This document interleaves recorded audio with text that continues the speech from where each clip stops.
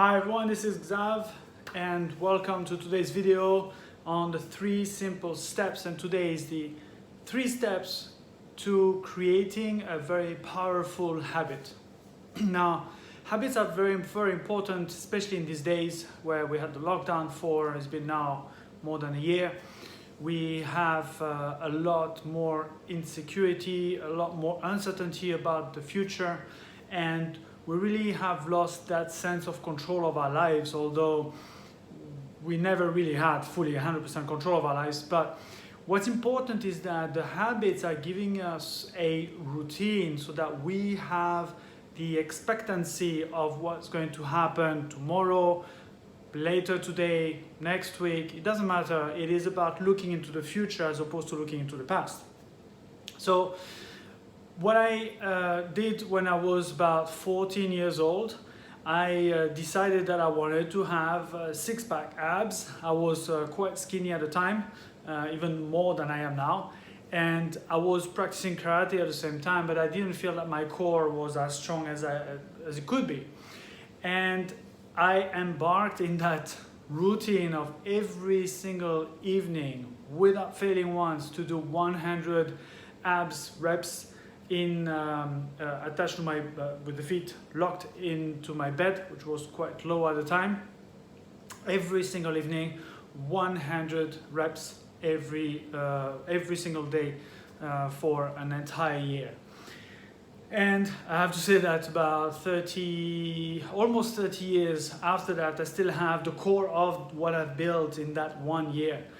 And that is something that is very rewarding, I would say, and to feel that such a discipline that I would have had that I had at that time could have such an effect even today, 30 years later. So that's really empowering. So 3 simple steps into creating a very strong habit. The first one is ask yourself why you want to have that habit. Why is that important to ask yourself why? It is because we need to dig a little bit into the psychology of the habit, but also about the psychology of the reason why you want to have the habit.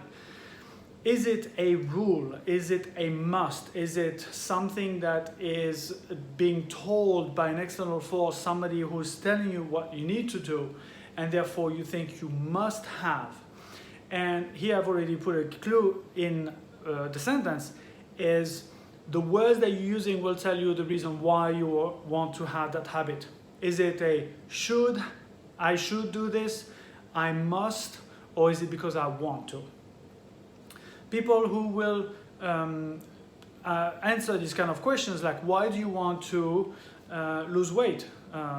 They're going to tell you, for instance, why they don't want to be having the love handles, or why they want to. So again, on the previous video we talked about the away from, avoiding something that we have and that we don't want anymore, or something that we want to move forward.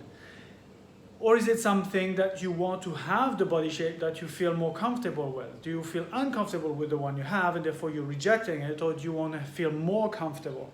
And there are very small nuances. I encourage you to listen to that back to that video and to the words that I'm using here now, because that makes a profound difference in you moving forward towards what you want.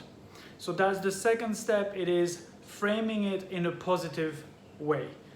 What is important for you to get that habit? So the first one, why do you want that habit? Is it about something that you want for yourself, or is it something that is being told to you and imposed onto you? Second step, phrase it into the positive. What is important for you to have that habit? And the third step is to link that habit that you want to have. First of all, step by step, start very, very slow. It builds momentum and it's cumulative and compounded. Link that little step to something that you're already doing. So I had a friend who was talking about creating that habit. And what is the one thing that he's doing every day is smoking in the morning, and he's getting a coffee. So is it the push-ups that he wants to do, something that could be linked to the activity of smoking, and I'm not encouraging to smoke while doing push-ups. What I'm making a point of is to link to something that you already have a habit about, and just to add it on top of it so you can travel together.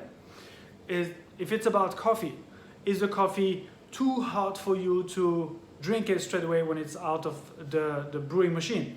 If it is, what you could do is, you have your coffee, you make your coffee. First of all, you could do push-ups while the coffee is getting done, and that will be what? Just a few minutes, 1 or 2 minutes, and that's enough for today.